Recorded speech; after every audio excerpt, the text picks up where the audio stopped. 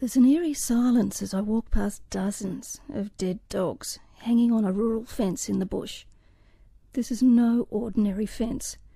It's a graveyard, an open-air morgue.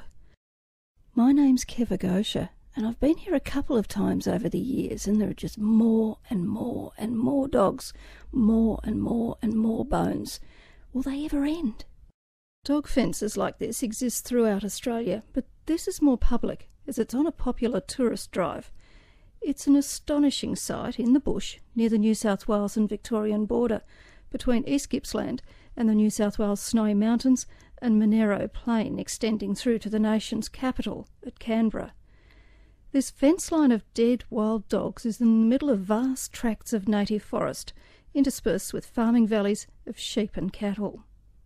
This fence separates a pine tree plantation from the highly publicised tourist route of the McKillops Road. I lost track after counting 50 dead wild dogs hanging on the fence in varying stages of spring rot. I watch the dogs, not trusting that they're dead and no longer able to kill. I breathe slowly. I'm watchful, fearful almost, not taking my eyes off the bared fangs of the decaying dead dogs. The only sound is the rather disturbing noise of my feet crunching on bones of dogs and skulls from years past that have been pulled off the dog fence by live dogs and other feral animals. Welcome to the reality of one rural community that says it's had enough. Robert Belcher chairs Snowy River Interstate Land Care. He represents organisations both sides of the New South Wales-Victorian border. He too is a farmer, trying to deal with the devastation caused by these feral, hybrid wild dogs. Unfortunately, it's getting worse. In 30 years, I have had dog problems. Every dog I've actually seen in the paddock, I've managed to shoot. And of course, the dog trapper is harvesting a continual supply of dogs coming in from the national park.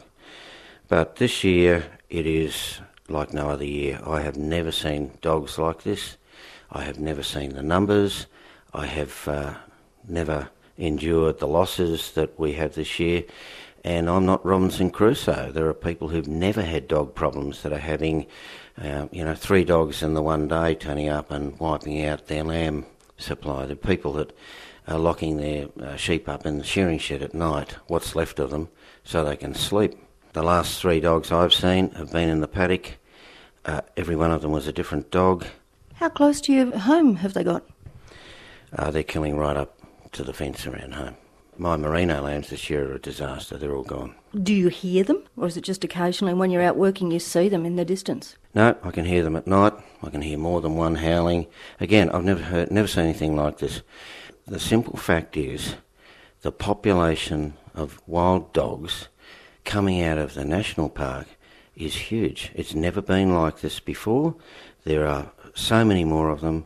They're more hybridised, they're more aggressive, and I can only wonder what is left in the national park, because I think it's just